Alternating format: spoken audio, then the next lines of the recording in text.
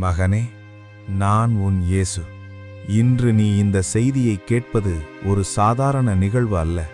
உன் இதயத்தில் இருக்கும் பாரத்தையும், யாரிடமும் சொல்ல முடியாத கண்ணீரையும், இரவில் தூங்க விடாத கவலைகளையும் நான் அறிவேன். உன் முகத்தில் புன்னகை இருக்கலாம், ஆனால் உன் உள்ளத்தில் எவ்வளவு போராட்டம் இருக்கிறது என்பதை நான் பார்க்கிறேன். மகனே, ஏன் தனியாக சுமக்கிறாய்? நான் உன்னுடன் இருக்கும்போது ஏன் பயப்படுகிறாய்? தாவீதை நினைத்துப் பார். எல்லோரும் கோலியாத்தை பார்த்து பயந்தார்கள். ஆனால் தாவீது என்னை நம்பினான். அவன் தன்னுடைய பலத்தை அல்ல, என் வல்லமையை நம்பினான். அதனால் அவன் வெற்றி பெற்றான். இன்று உன் வாழ்க்கையிலும் கோலியாத் போன்ற பிரச்சனைகள் நிற்கலாம். வேலை இல்லாத நிலை, பண நெருக்கடி, குடும்ப பிரச்சனை, தோல்விகள், எதிர்கால பயம் என பல விஷயங்கள் உன்னை மிரட்டலாம். ஆனால் மகனே, தாவீதோடு இருந்த அதே நான் உன்னோடும் இருக்கிறேன்.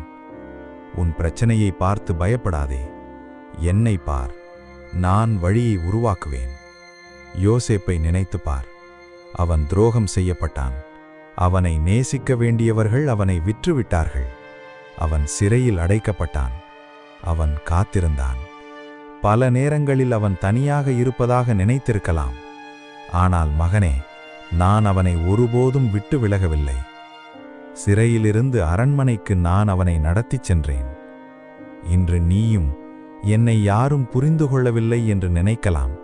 ஆனால் நான் உன்னை புரிந்து கொள்கிறேன். மனிதர்கள் உன்னை மறந்தாலும் நான் உன்னை மறக்க மாட்டேன். உன் பெயர் என் உள்ளங்கையில் எழுதப்பட்டிருக்கிறது.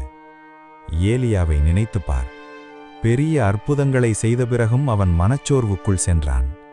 ஆண்டவரே, நான் இனி வாழ விரும்பவில்லை என்று அவன் சொன்னான். அப்போது நான் அவனை தள்ளிவிடவில்லை. அவனை தேடிச் சென்றேன். அவனுக்கு ஆறுதல் கொடுத்தேன். அவனை மீண்டும் எழுப்பினேன். மகனே, இன்று உனக்கும் மனச்சோர்வு இருக்கலாம். என் வாழ்க்கை ஏன் இப்படியாக இருக்கிறது என்று நீ கேட்கலாம். ஆனால் நான் உன்னிடம் சொல்கிறேன், இது உன் கதையின் முடிவு அல்ல. நான் இன்னும் உன் வாழ்க்கையில் செயல்பட்டு கொண்டிருக்கிறேன். பேதுருவை நினைத்துப் பார். அவன் கடலில் நடக்கத் தொடங்கினான். ஆனால் அலைகளை பார்த்தபோது பயந்தான், மூழ்க ஆரம்பித்தான். அப்போது அவன் என்னை நோக்கி, ஆண்டவரே, என்னை காப்பாற்றும் என்று அழைத்தான்.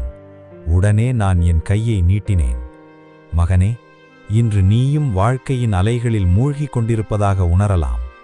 கடன்களின் அலைகள், பயத்தின் அலைகள், தோல்வியின் அலைகள், நம்பிக்கையின்மையின் அலைகள். ஆனால் நான் இன்னும் என் கையை நீட்டிக் கொண்டிருக்கிறேன். என்னை பிடித்துக்கொள். நான் உன்னை மூழ்க விடமாட்டேன். மார்த்தாள் பல காரியங்களை பற்றி கவலைப்பட்டாள். அப்போது நான் அவளிடம் சொன்னேன், நீ அநேக காரியங்களை குறித்து கவலைப்பட்டு கலங்குகிறாய். இன்று அதையே உன்னிடமும் சொல்கிறேன். மகனே, ஏன் இவ்வளவு கவலைப்படுகிறாய்? நாளைய தினத்தை பற்றி ஏன் பயப்படுகிறாய்? நான் உன் நாளைய தினத்திலும் இருக்கிறேன். நீ பார்க்காத பாதையையும் நான் பார்க்கிறேன். நீ அறியாத கதவுகளையும் நான் திறக்க முடியும். நீயால் முடியாததை என்னால் முடியும். நீ பலமுறை தோற்றிருக்கலாம், பலமுறை அழுதிருக்கலாம், பலமுறை உடைந்திருக்கலாம். ஆனால் நான் உன்னை கைவிடவில்லை. உன் கண்ணீரின் ஒவ்வொரு துளியையும் நான் பார்த்திருக்கிறேன். நீ இரவில் அமைதியாக அழுத நேரங்களிலும் நான் உன் அருகில் இருந்தேன். மகனே, உன் குடும்பத்திற்காக கவலைப்படுகிறாயா? அதை என்னிடம் கொடு. உன் வேலைக்காக கவலைப்படுகிறாயா? அதை என்னிடம் கொடு. உன் எதிர்காலத்திற்காக பயப்படுகிறாயா? அதை என்னிடம் கொடு. உன் கடன்களுக்காக வருந்துகிறாயா? அதை என்னிடம் கொடு. உன் உடல்நிலைக்காக கலங்குகிறாயா?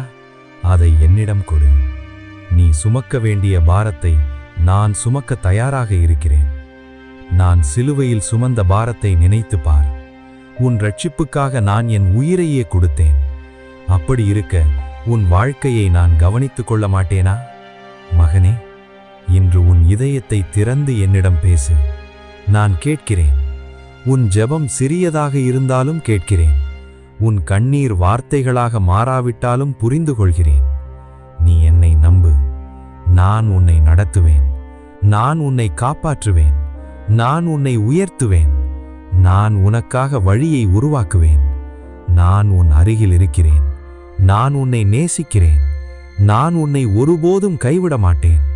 எனவே மகனே, உன் எல்லா கவலைகளையும் இன்று என்னிடம் ஒப்படை.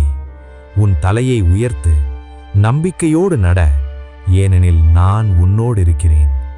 நான் உன் இயேசு. உன்னை நேசிக்கிறேன், உன்னை நடத்துவேன், உன்னை ஆசீர்வதிப்பேன். பயப்படாதே மகனே, நான்